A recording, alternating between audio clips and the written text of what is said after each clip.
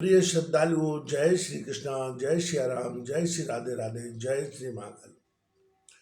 इस प्रवचन में आपको श्रवण कराएंगे सुकन्या द्वारा चैम्बन मुनि की सेवा, अश्विनी कुमारों का आगमन, उनके द्वारा चैम्बन ऋषि को नेत्र तथा यौवन की प्राप्ति।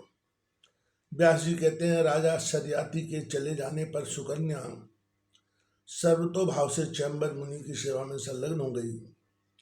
धर्म में तत्पर रहने वाली उस राजकुमारी के प्रयत्न से आश्रम की आग कभी बुझने नहीं पाती थी। वह स्वादिष्ट फल और भांति भांति के कंदमूल लाकर मुनि को अर्पण करती थी। पति की सेवा में ही उसका सारा समय व्यतीत होने लगा। जाड़े के दिनों में वह पानी गर्म करके उससे मुनि को स्नान कराती, मृगचर पहनाती और पवित्र आसन पर बैठा देती थी।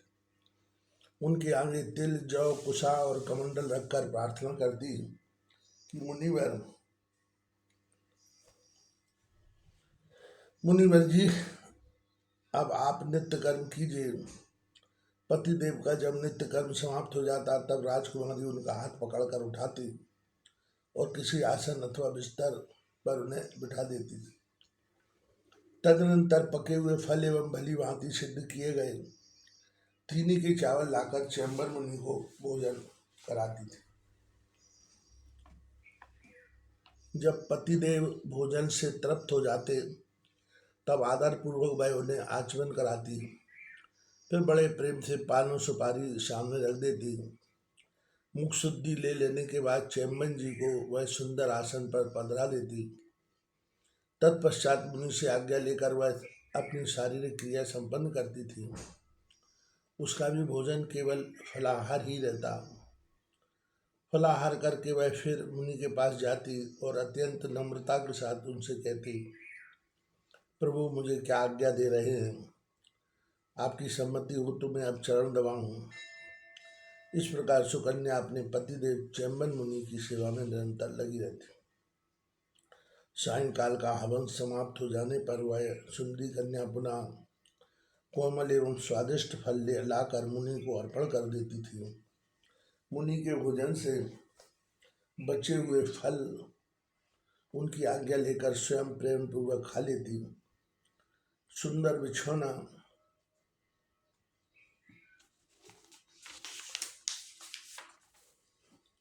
बिछाकर उस पर बड़े हर्ष के साथ मुनि को सुला देती। परम प्रेमी पति जब सुखपूर्वक सैया पर लेट जाते तब सुकन्या उनके चरण दबाने में लग जाती। उस समय वह कुल की स्त्रियों के धार्मिक विषय में मुनि से पूछा करती।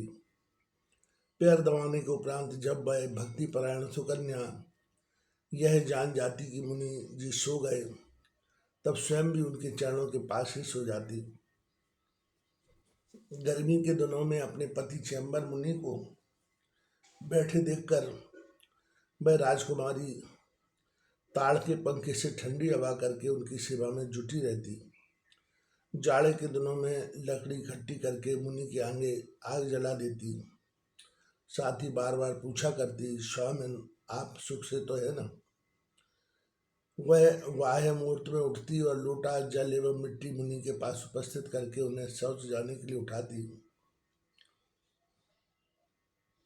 आश्रम से कुछ दूर ले जाकर उठा देती। जब मुनि बैठ जाते तब स्वयं वहां से दूर हटकर उनकी प्रतीक्षा में बैठ जाती। स्वामी शौच कर चुके होंगे यह जानकर मुनि के पास जाती और हाथ पकड़कर उन्हें पुनः आश्रम पर ले आती। एक पवित्र आसन पर उन्हें बैठा देती। जल और मिट्टी से विधि पूर्वक मुनि के पैर धोती। फिर राजकुमारी सुकन्या चैम्बन मुनि को कुल लेकर आकर शास्त्रोक्त विधि के अनुसार दंतवन तोड़ती, लाकर उनके पास रख देती। शुद्ध जल गर्म करती और स्नान करने के लिए मुनि के सामने रख देती। साथ ही बड़ी नम्रता के साथ पूछती, ब्रह्मन क्या आज्ञा दे रहे हैं? आपने दंत धावन तो कर ही लिया, अब गर्म जल तैयार है। मंत्र का उच्चारण करते हुए आप स्नान कर लीजिए। हवन और प्रातः संध्या का यह समय उपस्थित है। अब विधिवत हवन करके देवताओं की उपासना करनी चाहिए। राजकुमारी सुकन्या का अंतःकरण परम पवित्र था। तपस्वी चेम्बन मुनि को पति के रूप में वर्ण करके वह तप एवं नियम की मर्यादा का पालन करती हुई प्रेम पूर्वक उपर्युक्त रीति से मुनि की निरंतर सेवा करती रही। उसके द्वारा अग्नि और अतिथि सदा सम्मान पाते थे। प्रसन्न मुख वाली वह राजकुमारी बड़े हर्ष के साथ सदा सर्वदा चेम्बन मुनि की परिचर्या में लगी रहती थी। यही उसके जीवन का एकमात्र काम था। एक समय की बात है, सूर्य के पुत्र दोनों अश्विनी कुमार चेम्बन मुनि के आश्रम के समीप पधारे। उन्होंने देखा सुकन्या जल में स्नान करके अपने आश्रम पर लौटी जा रही है। उसके सभी अंग बड़े ही मनोहर हैं। देवकन्या की तुलना करने वाली उस राजकुमारी को देखकर अश्विनी कुमार उसके पास पहुंच गए और आदरपूर्वक उससे कहने लगे, बरारोहे, थोड़ी देर ठहरो, हम लोग सूर्यदेव के पुत्र हैं। सुचिस्मृते, तुमसे कुछ पूछने के लिए हमारा यहाँ आना हुआ है। तुम सच्ची बात बताने की कृपा करो। चारुलोचने, तुम किसकी पुत्री हो? तुम्हारे पतिदेव कौन हैं? और तुम यहाँ अकेली ही उद्यान में इस जलाशय पर स्नान करने के लिए कैसे आई हो? कमल लोचने, तुम्हारी प्रभाव से ऐसा जान पड़ता है मानो स्वयं दूसरी लक्ष्मी का ही पदार्पण हो गया हो। शोभने, हमें ये सब बातें जानना चाहते हैं, तुम बताने की कृपा करो। जब तुम्हारे कोमल चरण विषम भूमि पर ठहरते और आगे बढ़ते हैं तब उन्हें देखकर हमारे हृदय में पीड़ा होने लगती है। तुम्हारे लिए समुचित सवारी विमान है, फिर तुम कैसे इस कठोर धरती पर पैदल भटक रही हो? इस वन में तुम्हारे नंगे पैरों घूमने का क्या कारण है? तुम राजपुत्री अथवा अप्सरा दोनों में कौन हो? सच कहो। तुम्हारी माता धन्य है जिससे तुम उत्पन्न हुई हो। तुम्हारे उन पिताजी को भी धन्यवाद है। अन्य तुम्हारे पति कितने बड़े भाग्यशाली हैं, इसे तो हम कह ही नहीं सकते। सुलोचने, यह भूमि देवलोक से भी बढ़कर मानी जा सकती है। इस समय तुम्हारा पैर इस पर पड़कर इसे और भी गौरवान्वित कर रहा है। उन मृगों का भाग्योदय समझना चाहिए जो तुम्हें वन में देख रहे हैं। ये अन्य संपूर्ण पक्षी भी पूर्ण भाग्यशाली हैं। तुम्हारे पदार्पण से यहाँ की भूमि परम पवित्र बन गई है। सुलोचने, तुम असीम प्रशंसनीय हो। तुम्हारे पिता और पति कौन हैं? तुम्हारे पतिदेव कहाँ रहते हैं? हम आदरपूर्वक उन्हें देखना चाहते हैं। व्यास जी कहते हैं, अश्विनी कुमारों की यह बात सुनने के पश्चात परम सुंदरी राजकुमारी सुकन्या अत्यंत लज्जित होकर उनसे कहने लगी, मुझे राजा सरियाती की कन्या समझे। मुनिवर चेम्बन जी मेरे पतिदेव है। मैं एक पतिव्रता स्त्री हूँ। पिता ने स्वेच्छा से मुझे इनको सौंप दिया है। देवताओं, मेरे पति की आंखें जवाब दे चुकी हैं। वे परम तपस्वी मुनि बूढ़े हो चुके हैं। मैं प्रसन्न मन से रात दिन इन्हीं पतिदेव की सेवा में तत्पर रहती हूँ। आप दोनों कौन हैं और आपका यहाँ कैसे पधारना हुआ है? मेरे पतिदेव आश्रम में विराजमान हैं। आप वहाँ चलकर उस आश्रम को पवित्र कीजिए। राजन, तब अश्विनी कुमारों ने सुकन्या का कथन सुनकर उससे कहा, कल्याणी, तुम्हारे पिता ने इन तपस्वी मुनि के साथ तुम्हारा विवाह कैसे कर दिया? तुम तो बादलों में चमकने वाली बिजली की भांति इस वन में शोभा पा रही हो। तुम जैसी सुंदरी स्त्री देवताओं के घर में नहीं दिखाई पड़ती। तुम्हें दिव्य वस्त्र पहनने चाहिए। ये बलकल तुम्हें शोभित सुशोभित करने में समर्थ है।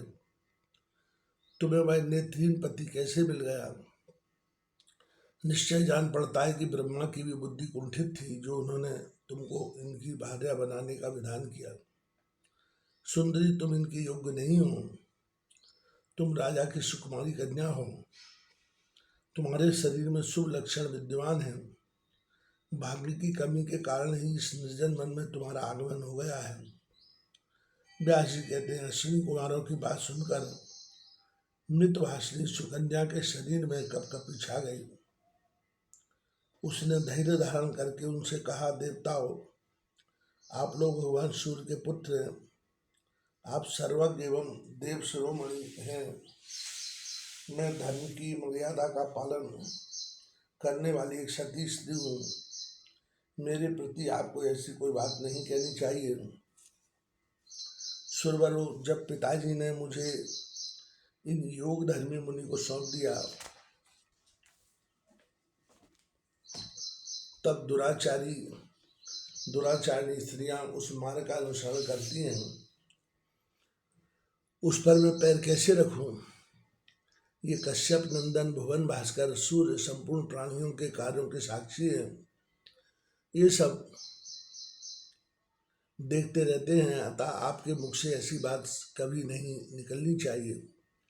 भला एक उत्तम वंश की कन्या अपने पति से विमुख कैसे हो सकती है? इस मिथ्याभूत जगत के धार्मिक निर्णय को जानने वाले आप मानव, आप जहाँ इच्छा हो पधार जाए, अन्यथा मैं साथ दे दूंगी। मैं पातिव्रत्य धर्म का पालन करने वाली शर्याती कुमारी सुकन्या हूँ। व्यास जी कहते हैं, सुकन्या की उपयुक्त बातें सुनकर अश्विनी कुमारों के आश्चर्य की सीमा नहीं रही। मुनिवर चैम्बन के भय ने उनके हृदय को सशंकित बना दिया।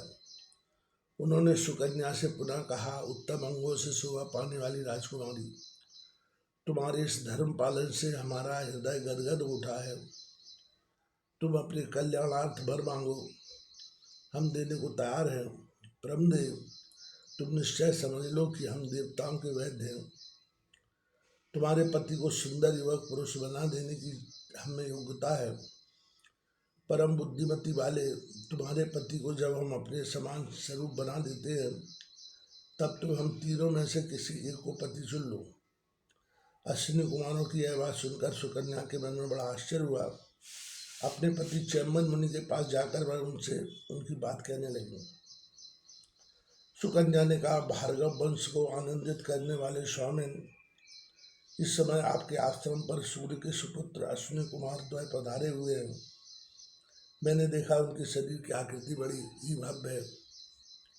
मुझ सुंदरी स्त्री को देखकर वे दोनों कामातुर हो गए हैं। स्वामिन, उन्होंने मुझसे कहा है, हम तुम्हारे पति को नवयुवक दिव्य शरीरधारी और नेतृत्व बना देंगे। इसमें कोई संदेह नहीं है, परंतु एक शर्त है कि जब हम तुम्हारे पति को समान रूप वाला बना देंगे, तब तुम्हें हम तीनों में से किसी एक को पति चुन लेना होगा। साधु, उनकी बात सुनकर इस अद्भुत कार्य के विषय में पूछने के लिए मैं यहाँ आई हूँ। ऐसे आपत्तियुक्त कार्य के अतिरिक्त उपस्थित होने पर मुझे क्या करना चाहिए, यह आप बताने की कृपा करें। देवताओं की माया शीघ्र समझ में आ जाए, यह असंभव है। उनका अभिप्राय जानने में मैं असमर्थ हूँ। अतः सर्वज्ञ प्रभु, आप मुझे आज्ञा दीजिए। आपकी इच्छानुसार मैं करने को तैयार हूँ। चैम्बन जी बोले, कांते, मैं कहता हूँ तुम अभी दिव्य चिकित्सक अश्विनी कुमारों के पास जाओ। सुब्रते, उन्हें तुम शीघ्र ही मेरे पास ले आने की चेष्टा करनी चाहिए। उनकी बात तुरंत स्वीकार कर लो, इस विषय में विचार करने की कोई आवश्यकता नहीं। व्यास जी कहते हैं, इस प्रकार चैम्बर मुनि की आज्ञा पाल जाने पर सुकन्या देव श्रेष्ठ अश्विनी कुमारों के पास गई और उसने उनसे कहा, देव बरो, आपकी शर्त मुझे स्वीकार है। कार्य संपादन में प्रवृत्त हो जाए। अब सुकन्या के वचन सुनकर अश्विनी कुमार आश्रम में आ गए। उन्होंने राजकुमारी से कहा, तुम्हारे पति इस जल में उतर जाए। रूपवान बनने की इच्छा थी ही, अतः चैम्बन जी तुरंत जल में बैठ गए। तत्पश्चात वे अश्विनी कुमार भी उस उत्तम सरोवर में प्रविष्ट हो गए। फिर तुरंत वे तीनों व्यक्ति उस तालाब से बाहर निकल आए। अब उन तीनों की दिव्य आकृति में कोई अंतर नहीं रहा। सभी एक समान नवयुवक बन गए। सबकी एक सी अवस्था थी। दिव्य कुंडलों और आभूषणों से वे तीनों व्यक्ति अनुपम शोभा पा रहे थे। वे सभी एक साथ बोल उठे, बरवर्णनी भद्रे अम्लालिने, तुम्हें हम लोगों में से जो भी अभिष्ट हो उसे पति बना लो। वरानने, जिसके प्रति तुम्हारा विशेष प्रेम हो उसे वरण कर लेना चाहिए। व्यास जी कहते हैं, देव कुमार की तुलना करने वाले वे तीनों व्यक्ति रूप, अवस्था, स्वर और वेशभूषा में बिल्कुल एक जैसे ही थे। सबकी आकृति एक समान थी। उन्हें देखकर सुकन्या मान असमंजस में पड़ गई। मेरे पति कौन है यह भली भांति समझ नहीं पाती थी। अत्यंत घबराकर सोचने लगी, मैं क्या करूं? तीनों एक समान हैं, समझ में नहीं आता कि किसको पति बनाऊं। ओ, मेरे सामने यह बड़ा ही संशयग्रस्त विषय उपस्थित हो गया। देवताओं द्वारा सम्यक प्रकार से फैला हुआ यह इंद्रजाल है।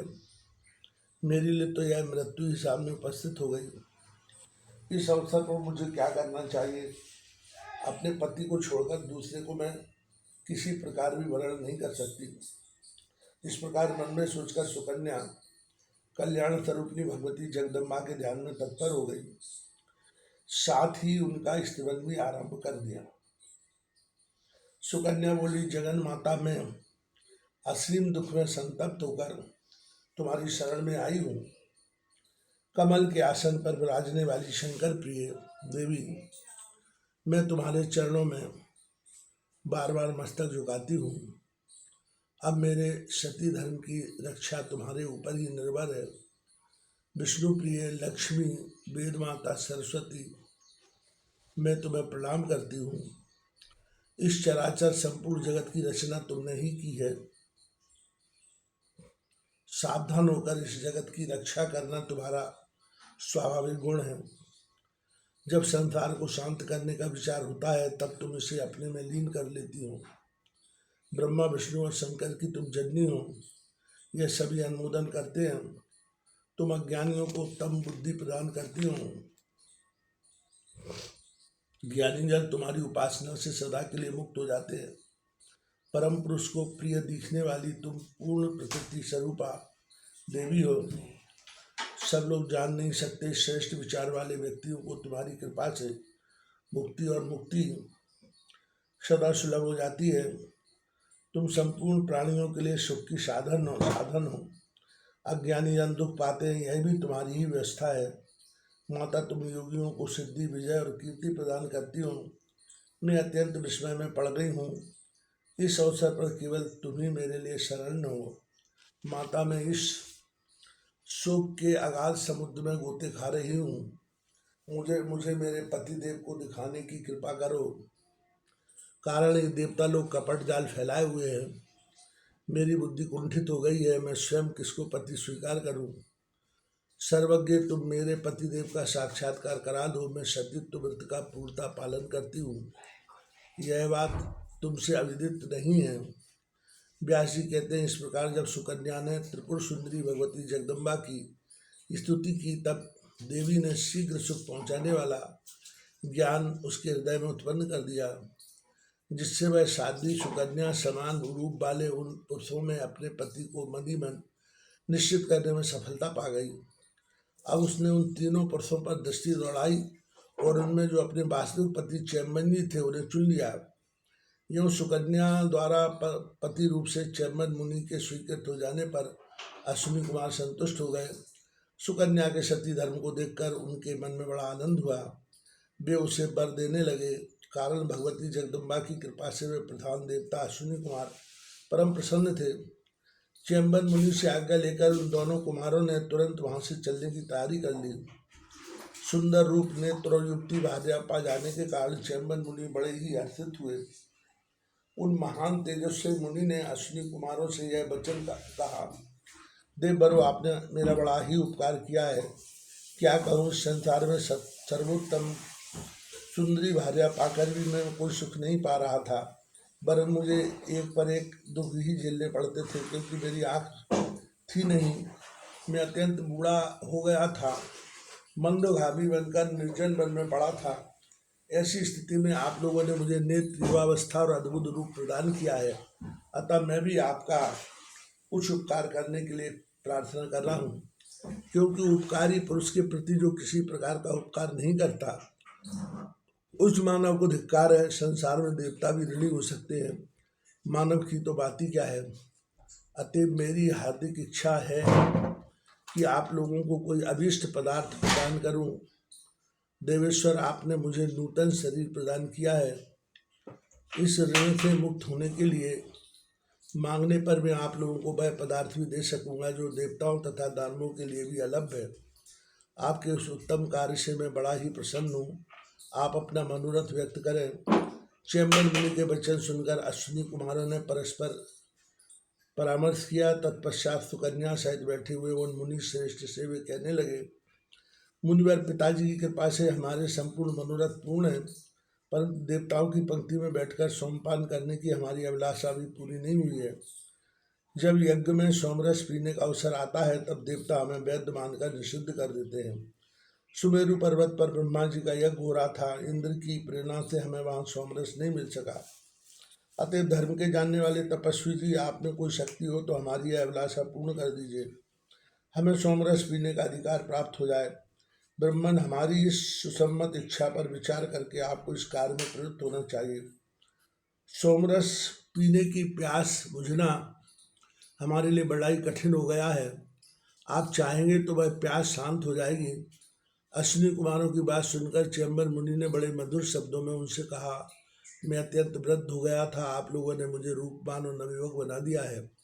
आपकी कृपा से गुणवती भार्या भी मेरे पास है। अतएव मैं प्रसन्नता पूर्वक आप दोनों को सोमपान पीने का अधिकारी अवश्य बना दूंगा। इंद्र छल लिए जाएंगे, मेरी यह बात बिल्कुल सत्य है। अभी अमित तेजस्वी शरियाती के यहाँ यज्ञ हो रहा है। फिर तो चेम्बर मुनि की यह बात सुनकर अश्विनी कुमार आनंद पूर्वक स्वर्ग सिधारे। चेम्बन जी भी सुकन्या को लेकर अपने आश्रम पर चले गए।